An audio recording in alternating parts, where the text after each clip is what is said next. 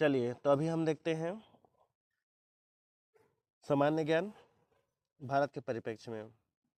तो इसमें सबसे पहला प्रश्न है, भारतीय इतिहास को कितने भागों में बांटा गया है?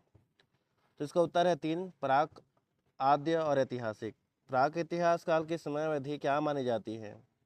तो इसका उत्तर है आपका 20 लाख से 3000 ईसा पूर्व। किस काल में लिखित साक्ष्यों का अभाव है? यह है आपका प्राक इतिहास, जिसको पाषाण काल भी बोलते हैं। आद्य ऐतिहासिक काल की अवधि क्या है? 3000 से 600 ईसा पूर्व। किस काल में लिखित साक्ष्य मिले हैं लेकिन उन्हें पढ़ा नहीं जा सका? आद्य ऐतिहासिक सिंधु घाटी सभ्यता। ऐतिहासिक काल की शुरुआत कब से मानी जाती है? 600 ईसा पूर्व के उपरांत। पुरापाषाण काल के साक्ष्य भारत में कहाँ से मिले हैं? सोहन घाटी क्षेत्र, पश्चिमोत्तर भारत। हस्त कुठार और शल्क कहाँ से प्राप्त हुए हैं?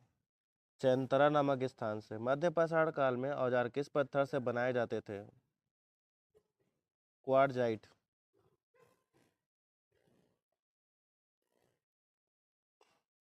मध्य पाषाण काल के अवशेष राजस्थान में कहाँ से मिले हैं? बागौर।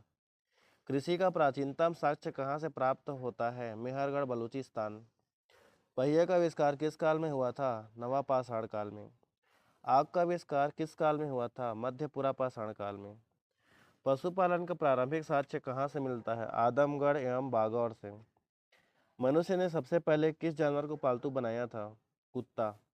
मनुष्य द्वारा प्रयोग की गई पहली धातु कौन सी थी? वो है आपका तांबा।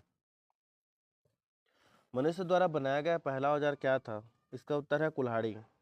अग्नि का सर्वप्रथम प्रयोग किस काल में हुआ था? उत्तर है नवापाषाण काल में। बुर्ज-होम और गुफक राल नवपाषाण कालीन स्थल कहाँ स्थित है? कश्मीर में। बेलन घाटी का प्रमुख नवपाषाण कालीन स्थल कौन सा है?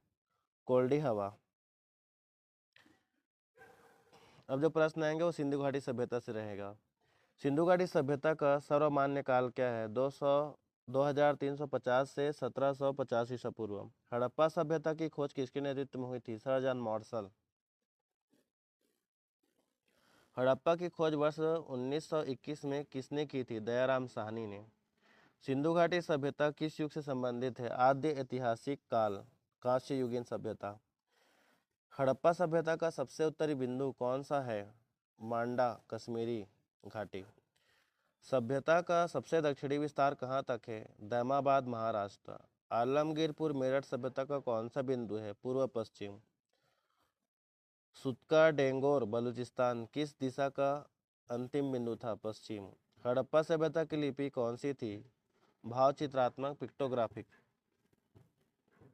हड़प्पा लिपि किस दिशा में लिखी जाती थी? दाईं से बाईं ओर। हड़प्पा सभ्यता की मुख्य विशेषता क्या थी? नगर नियोजन तथा जल निकासी। नगरों के उच्च भाग को क्या कहा जाता था? नगर दुर्ग। नगरों के निचले भाग को क्या कहा जाता था? तो निचला नगर। वह एकमात्र स्थल कौन सा था जिसका निचला शहर भी किले से घिरा था? कालीबंगा। विशाल स्नानगर कहाँ से प्राप्त हुए थे? मोहनजोदड़ो। विशाल स्नानागार की लंबाई कितनी थी? 11.88 मीटर। स्नानागार की चौड़ाई और गहराई कितनी थी? 7.01 मीटर और 2.43 मीटर। विशाल स्नानागार का प्रयोग किस लिए किया जाता था? अनुष्ठानिक स्नान हेतु। हड़प्पा समाज कितने वर्गों में बटा था? 4, विद्वान, योद्धा, व्यापारी और शिल्पकार।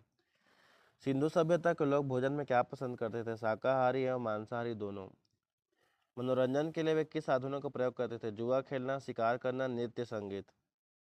हड़प्पा वासी किस प्रकार के वस्त्र पहनते थे? उत्तर है ऊनी एवं सूती दोनों। शवों के निपटान के लिए कौन सी प्रथा प्रचलित थी? जलाने एवं दफनाने की प्रथा। हड़प्पा सभ्यता में किस प्रकार की ईंटों का प्रयोग होता है? पक्की ईंटों का। सिंधु घाटी के लोग किस धातु से परिचित नहीं थे? लोहा। हड़प्पा सभ्यता की प्रमुख फसल कौन सी थी? गेहूं और जौ।